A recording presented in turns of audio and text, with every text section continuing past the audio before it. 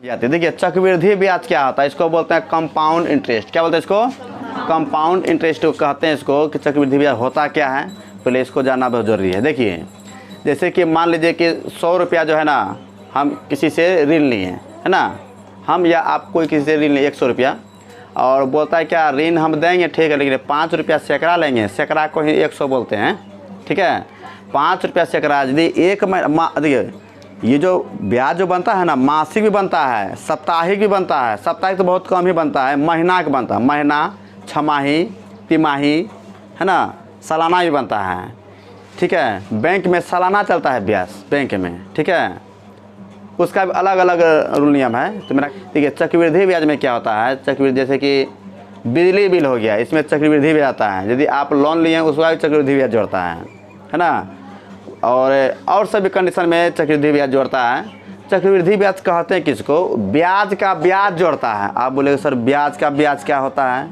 देखिए 100 रुपया आप किसी से ऋण लिए है ना, और कहा जो दिया ना, वो कहा कि 5 रुपया हम सैकड़ा लेंगे, इंटरेस्ट मतलब ब्याज कहता है। तो कैसे लीजिएगा? छमाही या महीना में लेंगे। देखिए कितना वो शोषण कर रहा है, महीना में बहुत ज़्यादा होता है ना। तो 100 रुपया आप एक महीना रखिएगा ना, तो उसको 5 रुपया आपको इंटरेस्ट देना पड़ेगा, है ना, समझे कि नहीं? तो 5 रुपये इंटरेस्ट हो गया। यदि आप 5 रुपया इंटरेस्ट उसको नहीं देते हैं तो 100 रुपया एक महीना में तो 5 रुपया निकला। अब क्या करेगा, अगले महीना क्या करेगा, अब 105 रुपया का ब्याज जोड़ेगा। देखिए 100 रुपया का ब्याज जोड़े तो 5 रुपया निकला। अब अगले महीना क्या किया कि 100 में 5 रुपया और जोड़ दिया, है ना, 5 रुपया और जोड़ दिया, 105 रुपया हो गया।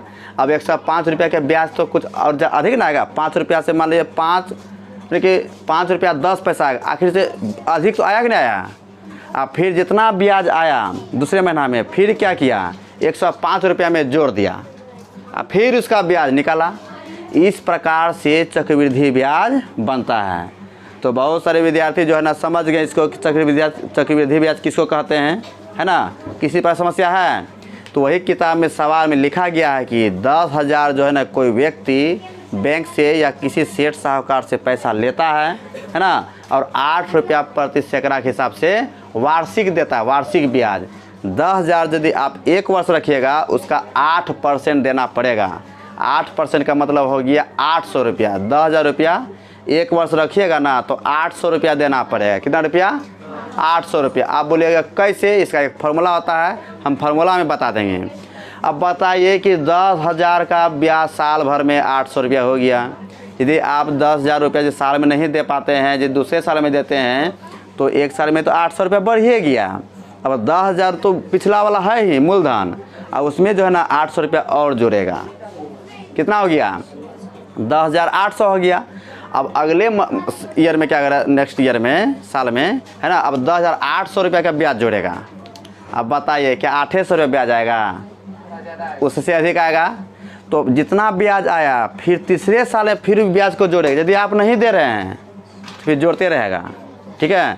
फिर इसको क्या करेगा, तीसरे साल में इसको मूलधन में ऐड करेगा, फिर इसको जोड़ेगा, फिर उसका फिर इंटरेस्ट निकालेगा।